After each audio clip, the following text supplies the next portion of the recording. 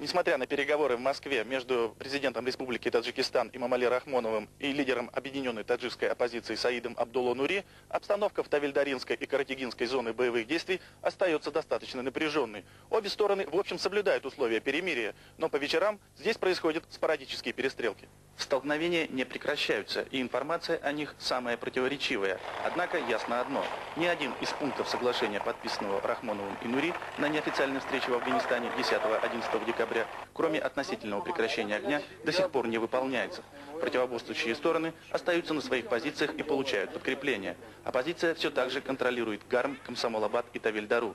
Батальон спецназа МВД Таджикистана все так же находится в осаде в окрестностях Гарма. Начиная от первого этого месяца вокруг нас были очень крупные силы оппозиционных сил.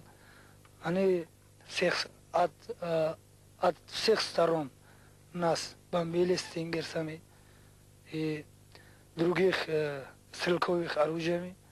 Но мы со своими личными составами могли удержать свои рубежи. Обмена пленными не происходит. Правда, последние несколько дней никто не заявляет и о потерях.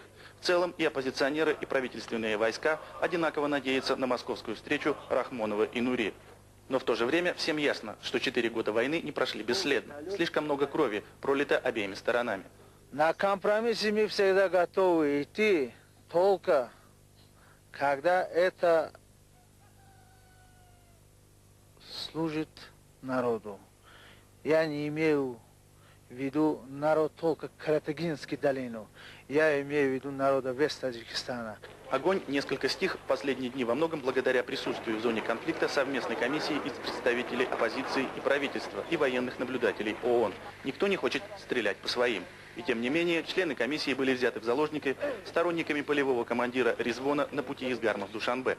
Обстановка сразу накалилась. По данным военной разведки, лидер оппозиции Саид Абдулло Нури перед отъездом в Москву направил своим полевым командирам радиограмму, суть которой сводилась к тому, что нынешние переговоры скорее успех оппозиции, чем уступка правительству. Нет сомнения, что правительственные войска тоже не получали приказа отступать, хотя не секрет, что и те, и другие устали от войны и ждут от своих руководителей решительных шагов. Впрочем, Рахмонов и Нури встречались уже много раз, но война все еще продолжается. Иван Коновалов, Борис Арамов, аналитическая программа «Время», Таджикистан.